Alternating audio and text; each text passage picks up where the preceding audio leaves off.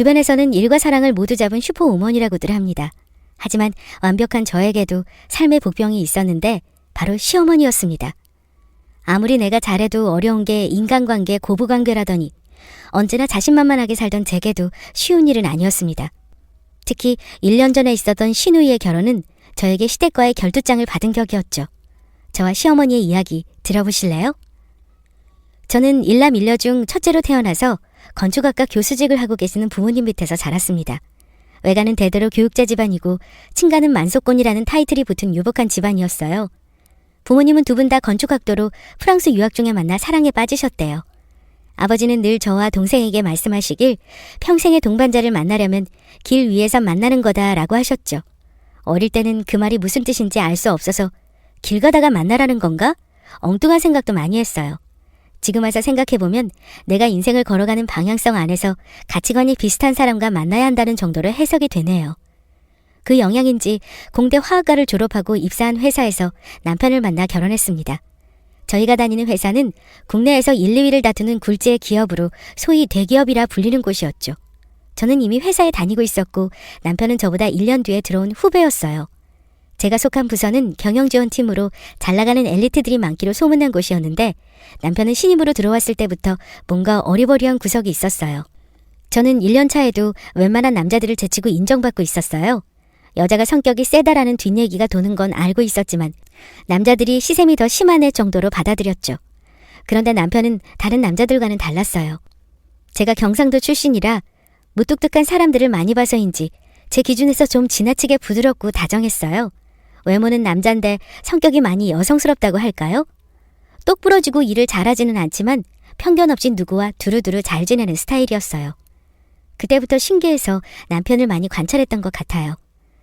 신입사원들 환영회가 열리던 날 회식에서 우연히 남편 옆에 앉게 되었어요. 평소 한 번도 말을 나눈 적이 없었는데 그날은 대화를 많이 했어요. 처음부터 확 끌리고 매력적으로 느껴지지는 않았지만 보면 볼수록 다정하고 겸손한 사람이었죠. 그 부분이 가장 좋게 느껴졌고 우리는 회사 사람들 몰래 비밀 연애를 했어요. 그리고 사귄 지 1년 만에 결혼했습니다. 결혼한다고 발표했을 때 경악한 사람들의 얼굴이 아직도 생각나네요. 후일담이지만 남자 선배들을 비롯한 다수의 남자 사원들이 남편에게 너 취향 독특하다, 큰 사람이네 등 칭찬 아닌 덕담들을 했다는데 남편이 저를 많이 좋아하는 걸 어떡하겠어요? 남편이 원래 1년 후배에 1살 연하다 보니 제 머릿속에는 내가 잘 이끌어줘야겠다, 보호해야겠다 등의 생각이 무의식 중에 있었던 것 같아요. 친구들은 남자와 여자의 역할이 바뀐 거 아니냐 했지만 남편도 제가 나서서 뭔가 해주는 게 편하고 좋다더라고요. 이런 걸 천생연분이라 하나보다 했죠. 건축학과 교수님들 집답게 자신들이 직접 설계한 독특한 구조의 친정집을 보고 남편은 신기해하고 부잣집같이 으리으리하다라고 너무 좋아하더라고요. 속으로 우리 부모님 부자 맞아라고 생각했지만 남편에게 굳이 말하지 않았어요. 살면서 남편이 말하길 회사에 이미 부잣집 공주님이라고 소문이 나서 알고 있었대요. 반면 남편은 개천에서 용난 케이스였어요. 아버님을 일찍 여의고 홀어머니와 여동생과 살아온 남편은 공부 열심히 해서 전문직이나 대기업 취직하는 게 꿈이자 소망이었다고 했습니다. 항상 생활비 걱정에 못 벗어나고 20살부터 안 해본 아르바이트가 없었다는 남편. 그런 것 치고는 사람이 때묻지 않고 순수하다고 생각했어요. 결혼 준비를 할 때도 걱정을 많이 하더라고요. 본격적으로 돈을 번 지 1년밖에 안 돼서 모아놓은 돈이 얼마 없다고 했어요. 저도 부모님이 부자이지 내가 부자가 아니다. 부담 가지지 말고 당신이랑 나랑 앞으로 잘 모아서 살면 된다라고 얘기했더니 어찌나 감동하던지요. 하지만 부모의 마음은 다르다고 친정에서 집을 사주고 싶어 하셨어요. 사실 성년이 된 다음에 부모님은 재산을 나눠주고 싶어 하셨는데 제가 거절했었거든요. 대학 등록금 내주신 것만으로도 감사하고 도움 없이 사회에 나가서 자수성가 하겠다고 말씀드렸어요. 그때는 제 의견을 존중해 주셨는데 막상 결혼을 할 때는 왜 있는 걸 마다하냐고 서운해하셨어요. 생각해보니 자가집이 있으면 나가는 돈이 많이 줄어들고 돈을 빨리 모을 수 있겠다 싶어 남편과 상의해서 아파트는 받았어요. 남편과 시댁은 너무 좋아했죠. 시어머니와 시누이를 처음 만나던 날 제 무뚝뚝한 성격에 많이 놀라시더라고요. 평소에도 딱 할 말만 하는 스타일이라서 말수가 적고 표정에 변화가 없는 편이거든요. 뭔가 여성스럽고 싹싹한 아가씨를 생각했다가 저를 만나고 실망하신 기색이었습니다. 그랬더니 남편은 그 특유의 애교스런 말투로 분위기를 바꾸려고 어찌나 노력하던지 새삼 고마웠습니다. 시누이는 막 대학교를 들어간 학생이었는데 딱 봐도 공주처럼 귀하게 키운 티가 나더라고요. 남편도 나이 차이가 6살 정도 나는 동생이라서 힘든 거나 어려운 거는 자신이나 시어머니가 대신하고 엄청 아낀다고 했어요. 이렇게 양가 상견례까지 무난히 마치고 별 반대 없이 결혼했습니다. 결혼하고 1년이 지나서 저희에게 천사가 찾아왔습니다. 누구나 자식은 눈에 넣어도 안 아프다고 하는데 제게 아들은 더욱 각별했어요. 태어나자마자 몸이 약해서 인큐베이터에 한동안 있었거든요. 그때 남편이나 저나 얼마나 많이 울고 기도했는지 모릅니다. 아이를 낳고 많은 변화가 찾아왔지만 남편이 많이 도와줘서 무사히 회사도 복귀하고 육아와 일을 병행할 수 있었어요. 사원 4년, 대리 4년 후 입사한 지 8년 만에 과장으로 승진을 했어요. 아이도 5살이 되어 의사소통이 되는 나이가 되었고 저희 부부도 자리를 잡아 생활도 더 풍요로워졌어요. 그때쯤 시누이가 결혼할 사람을 집으로 데리고 왔습니다. 시누는 대학교 교직원이었고 결혼할 남자는 시청 구급 공무원이었어요. 시어머니가 얼마나 좋아하시는지 결혼하고 7년 만에 보는 표정을 지으시더라고요. 서로 예쁘게 챙기는 두 사람을 보니 저희의 처음이 떠올랐죠. 사람도 참하고 예의 바른 것이 신우가 사람 보는 눈이 있네 싶었어요. 저녁 식사에서도 신우는 오빠와 제가 대기업에 다닌다며 자랑을 많이 했습니다. 특히 제가 동기 중에 가장 빠르게 승진한 얘기를 자랑스럽게 얘기하더라고요. 평소에 내성적이라 제 앞에서는 그런 칭찬을 하지 않더니 의외였어요. 몇 달 뒤 시어머니가 신우 결혼 날짜를 잡는다며 저를 불렀습니다. 너무 잘된 일이라고 이쁜 한 쌍이다 했는데 시어머니가 슬며시 혼수 얘기를 꺼내기 시작했습니다. 그런데 아가, 상대 집이 아주 못 사는 건 아닌데 아들 장가 갈 때 집은 못 해준대. 우리 딸같이 귀한 애를 데리고 가면서 집도 한 채 못 해온다니 사위가 다 좋은데 그게 좀 마음에 안 드네. 어머니, 그분도 남의 집 귀한 자식이에요. 요즘 남자라고 집 해오는 게 아니에요. 형편되는 사람이 하는 거죠. 저도 제가 집 샀잖아요. 그렇지? 능력되는 사람이 하는 거지? 그래서 말인데 너희가 아파트 한 채 해주는 게 어떨까 싶은데. 네? 그게 무슨 말씀이세요? 저랑 그이가요? 결혼할 때 능력되는 사람이 해주는 게 맞다면 너희가 오빠 언니고 능력이 있으니 동생 시집가는데 해줄 수 있는 거 아니니? 난 당연히 해줘야 한다고 생각한다. 제가 말하는 능력은 본인 능력이에요. 아니면 부모님 능력도 맞고요. 너는 어떻게 그런 식으로 말할 수 있니? 우리가 남이야? 남이 아니니까 더 그렇게 얘기하는 거예요, 어머니. 집에 돈이 없는 것도 아니면서 그러니? 저희 생활비 걱정하고 살지는 않지만 그렇다고 재벌도 아니에요. 오늘 이야기는 못 들은 걸로 할게요. 제가 단호하게 거절하고 돌아서자 어머니는 너무 당황해하셨어요. 마치 당연히 시집갈 때 집을 사줄 거라고 생각하셨나 봐요. 저도 저 나름대로 어이도 없고 황당해서 분을 삭히며 집에 갔습니다. 저희 부부를 대기업 다닌다고 그렇게 치켜세우고 칭찬하더니 다 밑밥을 깔려고 그랬나 봅니다. 그날 저녁 남편을 유심히 관찰을 했는데 눈치가 아직 시어머니와 신우 혼수 문제를 의논한 것처럼 보이지는 않았습니다. 일단 분위기가 한번 말 꺼내는 정도로 끝날 것 같은 분위기는 아니었습니다.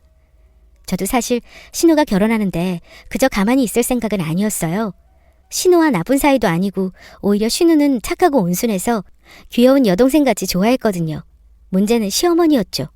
막상 대놓고 제게 요구를 하시니 여태 생활비 챙겨드리고 여행 보내드리고 한 모든 것들을 저희가 풍족하고 잘 살아서 다 해주는가 보다 하셨나 봐요. 맞아요. 저희 부부는 꽤 많은 월급을 받습니다. 주변 사람들 중에 사업하는 분들 제외하고는 가장 많이 돈 버는 사람들이죠. 하지만 그렇다고 억대 연봉자들은 아니니까요. 친구들에게 시댁 식구들 혼수를 어떻게 했는지 얘기를 들어봤습니다. 대부분이 적당히 했다고 너무 많은 걸 해주면 한 번으로 안 끝나고 계속 해달라고 한다는 겁니다. 저도 동의하는 부분이었기에 고심했어요. 아니나 다를까 며칠 뒤에 남편이 제게 신우이 결혼에 대해 말을 꺼냈습니다. 집을 사주는 게 어떻겠냐고 했습니다. 시어머니와 얘기를 나눈 것 같았습니다. 어머니가 그렇게 말하셨어? 능력이 좋으니 해달라고? 엄마가 얘기한 것도 있지만 나도 그렇게 해주고 싶어. 하나밖에 없는 동생인데. 여보, 나도 아가씨 좋아해. 하지만 집 해주면 그걸로 끝나? 두고 보면 또 아기 낳으면 또 뭐 해달라. 이번에는 이렇게 해달라 끝이 없을걸? 우리가 재벌이야? 아직 다가오지도 않은 미래를 왜 그렇게 생각해? 자기는 가만 보면 부정적인 스타일이야. 부정적인 게 아니고 현실적인 거야. 우리도 장모님, 장인어른이 이 집 해주셔서 편하게 시작했잖아. 그건 부모님은 아주 부자시고 우리는 그 정도 아닌데? 그리고 아가씨가 우리 자식은 아니잖아? 오버라고 생각 안 해? 아주 어려운 일은 아니잖아. 아주 쉬운 일도 아니잖아. 결혼 후 이렇게 서로 대립한 건 처음이었습니다. 웬만한 부분에서 맞춰주는 남편이었는데 사랑하는 동생이 일이니까 물러날 생각을 하지 않았어요. 결혼을 하기 전까지 계속 이 문제가 거론될 것 같았습니다. 하지만 저도 물러날 수 없었어요. 시어머니가 이렇게 요구한 방식도 싫었고 아파트 한 채면 최소 억대인데 실제적으로 저희 부부가 감당하기에는 무리하는 느낌이 있었어요. 그 뒤로 이 문제에 관해서 시어머니나 남편이 얘기를 할 때마다 피했습니다. 서로 계속 똑같은 말만 되풀이했기에 말할 필요가 없다고 생각되었습니다. 그러던 어느 날 시누이가 집으로 찾아왔어요. 남편은 모임을 갖고 집에는 저뿐이었습니다. 아가씨, 우리 집에 오랜만에 오네요? 늘 일이 바쁘고 해서 집에 온 적이 드문데 긴장한 표정을 하고 온 신우를 보니까 무슨 말을 꺼낼지 예상이 됐습니다. 언니, 저 결혼할 때 아파트 하나만 해주세요. 아가씨, 오해 말고 들어요. 아파트가 마트에서 물건 사는 게 아니잖아요? 좀 벅차요. 그리고 어머니랑 오빠가 저한테 해주라고 얘기할 때도 애정을 넘은 오바다 했는데 당사자까지 등판해버리면 내가 뭐라 해야 돼요? 엄마도 오빠도 해달라고 하라고. 우리 집 경제권을 제가 가진 건 맞아요. 그런데 아가씨, 난 우리 아들 결혼할 때도 집 사줄 생각 없어요. 제 스스로가 자수성가를 최고의 미덕이라고 생각하거든요. 언니도 결혼할 때 부모님이 집 해주셨잖아요. 나는 아가씨랑 다르죠. 우리 부모님은 여유가 아주 많은 분들이고 본인들이 너무 주고 싶다고 먼저 말해주셨고 저도 굉장히 고심 끝에 받았고요. 하지만 아가씨는 반대잖아요. 주는 사람이 안 된다고 하고 있어요. 오히려 받을 사람이 먼저 달라고 생떼 부리고 있는 상황이고요. 생떼요? 그럼 이게 억지 부리는 게 아니란 말이에요? 알겠어요. 울먹이면서 집을 나서는 신우를 보니까 마음이 좋지는 않았지만 그럴수록 단호하게 거절해야 한다는 생각이 들었습니다. 다음 날 저녁 퇴근하고 집에 오니 시어머니가 찾아왔습니다. 너 어제 우리 딸 만났다며? 시어머니가 평소에 기분 좋을 때 부르는 아가에서 화가 나는지 너로 호칭이 변해 있었어요. 아가씨가 어제 집에 가서 일러 바쳤나 보다 했어요. 네, 어제 아가씨가 왔더라고요. 애가 울먹거리던데 무슨 말 한 거야? 아가씨가 말 안 했어요? 아파트 사달라고 하길래 제가 안 된다고 얘기했어요. 충분히 자세하고 친절하게 거절했다고 생각하는데요. 너는 어떻게 애가 직접 찾아와서 부탁하는데 그 앞에서 칼같이 설마 내 앞에서처럼 그렇게 세게 얘기했니? 그래서 울었던 거야? 어머니, 저 그렇게 모진 사람 아니에요. 좋은 거절이 어디 있어요? 그리고 남편이랑 어머니가 울기만 하면 다 해주니까 아가씨가 버릇이 돼서 우는 거예요. 너 진짜 내 며느리지만 대단하다. 한마디도 안 주는 거 봐. 진짜 잘나셨네. 너 내 아들한테도 그러니? 기분 안 좋으신 건 아는데 다른 얘기 끌어들이지 마시고요. 넌 우리를 가족이라고 생각 안 하지? 충분히 가족이라고 생각해요. 지난 7년 동안 그랬어요. 제 말을 귀뚱으로 듣던 시어머니는 아무 말 없이 나가려고 하더니 꼴도 보기 싫으니까 집에 올 생각 말아라. 더 이상 말할 가치가 없다는 듯 가버렸습니다. 도대체 어디부터 잘못된 건지, 내가 내 돈을 안 쓰겠다는 건데 왜 욕을 듣고 전부 그러는 거 아니라고 하는지, 무슨 돈을 맡겨놨나 싶었어요. 개천의 용이 사라진 요즘 친구가 개천의 용 그거 아주 위험하다라고 말했던 게 생각이 났습니다. 내 동생이 당신 찾아왔었어? 응. 집 사달라고 하더라. 그리고 오늘 당신 어머니도 찾아왔어. 뭐라고 했어? 다들 너무 안 좋던데? 당신도 알잖아. 나 할 말만 하는 거. 그냥 그럴 생각이 없다고 했어. 여보, 무리라고 하는 당신 말도 맞아. 하지만 동생도 결혼 인생에 한 번 하는데 아빠 같은 내가 할 수 있잖아. 여보, 그럼 당신이 번 돈으로 해줘. 난 우리 아들 결혼할 때도 집 안 사준다니까? 그럼 결혼하고 나서 갚으라고 하고 다시 받으면 되잖아. 주면 그냥 주는 거지. 그건 나랑 안 맞아. 남편은 제가 강경하게 거절하자 혼자 시무룩해하며 자리를 피했습니다. 누군가의 새 출발을 축하해야 하는 순간에 이런 지리멸렬한 싸움이나 해야 하다니 안타까웠습니다.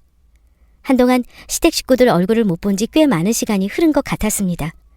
원래도 일이 바빠서 집안에 일이나 행사 있을 때만 보는 정도였는데 시어머니가 시댁에 올 생각도 말라고 엄포를 놓았을 때부터 공식적으로 시댁 일에서 손을 떼게 되었어요.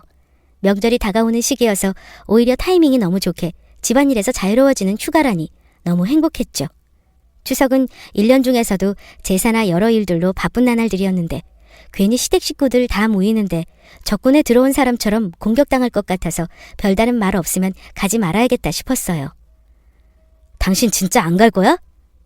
내가 안 가는 게 아니라 어머니가 오지 말라고 하셨다니까? 당신도 우리 엄마 성격 욱하시는 거 알잖아. 진짜가 아니었을 거야. 같이 가자. 착한 우리 남편 35년 가까이를 어머니와 함께 살고도 아직 어머니를 저렇게 모를까 싶었습니다. 저는 아랑곳 않고 둘만 보내버렸습니다. 간만에 휴가 받은 셈 치고 남편과 아들만 시댁에 보내고 육아의 해방과 시집살이의 해방을 누렸네요. 늦잠도 자보고 게임도 해보고 배달 음식도 시켜 먹어봤어요. 사실 불편한 마음도 살짝 올라왔지만 다시 한번 생각해도 내가 그렇게 잘못한 일일까 싶었습니다. 명절이 지나고 시장에 갔다가 시어머니를 만났어요. 저를 보고 한동안 아무 말씀이 없으시더니 얘기 좀 하자고 카페를 가자 하셨어요. 네, 어머니 말씀하세요. 넌 어떻게 오지 말라고 진짜 안 오니? 평소에는 그렇게 말도 안 듣던 애가 이럴 때는 말 참 잘 듣는다. 제가 어쩔 수 있나요? 며느리니까 말 들어야 할 때는 잘 들어야죠. 정말 안 되겠니? 그럼 전세자금이라도 안 되겠어? 왜 이러세요? 제가 마치 돈을 쌓아두고 안 주고 싶어 감정 싸움하는 것 같으세요? 넌 찌르면 피 한 방울 안 나올 것 같니? 그래, 너희 둘이 벌어서 그렇게 넉넉하지 않다고 치자. 그럼 사돈 어르신들은? 그분들한테도 부탁해보면 안 될까? 어머니, 그건 좀 아닌 것 같아요. 지금 이야기는 안 들은 걸로 할게요. 먼저 갈게요. 저희 친정 부모님께 신우집을 해달라고 하다니요. 너무 기함할 만한 얘기를 저렇게 하시다니 실망이 컸어요. 당신 어머니 진짜 너무하시는 거 아니야? 무슨 말이야? 오늘 우연히 길에서 만났는데 나보고 글쎄 우리 부모님께 아가씨집 해달라고 말해보라는 거야. 오죽하면 그러시겠어. 이게 상식적이라고 생각해? 지금 엄마 편드는 거야? 편이 아니고 마음이 그렇다고. 그건 우리 엄마가 잘못하긴 했네. 흥분하지 마. 나 우리 부모님한테 손 벌릴 생각 그 어느 순간에도 없어. 내 다짐이야. 부모님도 재산 일부는 사회에 환원하신다고 했고. 너무 자존심 상해, 여보. 생각할수록 분이 올라왔습니다. 이번에 시어머니는 말 그대로 선을 넘은 것 같았습니다. 사람이 자신의 사정에 맞게 결혼하는 거지 남에게 빌려 시집 가는 건 아니니까요. 끝나지 않을 설득과 땡깡에 지친 저는 안 되겠다 싶어 남편에게 말했습니다. 여보, 나 어머니 용돈 이제부터 150만 원 드리던 거 100만 원 보낼게. 어? 갑자기 왜? 아까 그런 말해서 마음 상했어? 아니야. 원래 자기가 100만 원 하자고 했는데 내가 적다고 50만 원 더 드린 거잖아. 자기 말이 맞는 것 같아서. 그래? 사실 이번에 우리 아들 유치원 들어가고 이것저것 돈 많이 들었잖아. 그리고 말은 안 했지만 아가씨 결혼할 때 현금이랑 혼수해줄까 생각하고 있었어. 아, 그랬구나. 그럼 그럴까? 동생 결혼 챙겨주려고 했구나? 그럼 당연하지. 내가 아가씨 귀여워하잖아. 자기네 식구들 다 귀여워. 그게 무슨 말이야. 당신은 보면 가끔 엉뚱해. 자기 웃었네. 간만에 웃는 거 보니까 좋다. 내가 요새 동생 결혼 준비 때문에 스트레스 많이 받았나 봐. 우리 여보 섭섭했구나. 나 시집와서 이런 적 한 번도 없었잖아. 이번에도 믿어줘서 고마워. 순하고 맘 여린 우리 남편은 이번에도 제 의견을 결국 따라줬습니다. 많이 섭섭했었나 봐요. 매달 1일마다 어머니 용돈을 드리는데 이번에는 예전보다 3분의 1을 줄여서 이체했습니다. 반응은 즉각적이었습니다. 일을 하는 중이라 전화를 못 받았더니 그날 저녁에 집으로 찾아오셨습니다. 오늘 은행에 무슨 오류 있었나 봐? 네? 그게 무슨 말이세요? 아니 용돈이 덜 들어와서. 안 그래도 그이랑 상의했는데 앞으로 용돈 100만 원 보내려고요. 그게 무슨 말이니? 100만 원이라니. 이번에 어머니 손주 유치원도 들어갔고요. 아가씨 결혼하는데 저희도 혼수 도와야죠. 돈 들어갈 때가 앞으로 너무 많을 것 같아서요. 너 지금 나한테 복수하는 거니? 복수라뇨. 그게 무슨 말이세요? 어머니 아들이 원래 100만 원 용돈 드리자 했는데 제가 적다고 여태 150만 원 보낸 거였어요. 그 말이 진짜니? 너가 더 보낸 거였어? 네. 아무리 혼자 계셔도 한 집 살림인데 그런데 이제 100만 원 보내야 할 것 같아요. 아가, 그래도 이렇게 갑자기 줄이는 건 너무한 것 같은데? 어머니가 아가씨 결혼에 대해 얘기하시기 전에 챙기려고 했어요. 저도 아가씨 좋아하고 아껴요. 그렇구나. 그래도 용돈을 줄이는 건 아닌 것 같은데? 어머니 이해해 주세요. 제가 좀 시간이 지나면 생각해 볼게요. 제가 두 손을 잡고 설득하자 어머니는 어쩔 수 없다고 생각하셨나 봐요. 어깨가 축 처져서 돌아가시는 게 마음이 좋지 않았지만 이로써 신우 결혼 문제는 일단락되었습니다. 그 후로 어머니는 저에게 엄청 잘해주셨어요. 큰소리나 잔소리를 하시거나 하는 부분이 없어졌고 저를 보면 유난히 더 친절해주셨어요. 종국에는 남편보다 제 편을 많이 들어주셨어요. 아마도 집안의 경제권을 쥐고 있는 남편이 오롯이 제 말을 따르는 걸 이번 기회에 확실히 알게 되신 것 같아요. 신우 결혼 문제로 7년 만에 시댁과 갈등 아닌 갈등이 있었는데 그래도 다행히 저를 믿어준 남편 덕분에 잘 풀어나간 것 같아요. 오히려 이 일을 계기로 시어머니와 사이가 더 좋아졌고 저에 대해 다시 보신 것 같더라고요. 시어머니는 며느리 하기 나름인 것 같아요. 돈을 잘 다루는 사람은 버는 자랑을 하지 않고 쓰는 자랑한다는 말을 저는 신뢰합니다. 그래서 시댁에서 서운함을 호소하고 저를 욕했을지라도 결국 잘한 선택이라고 생각합니다. 누구나 인간관계가 힘들 때가 있고 특히 결혼한 사람은 고부관계가 힘들 때가 반드시 옵니다. 자신의 소신이 정말 옳다고 생각한다면 밀고 나가세요. 제 얘기 들어주셔서 감사하고 모두 좋은 일 가득하시길 바랍니다.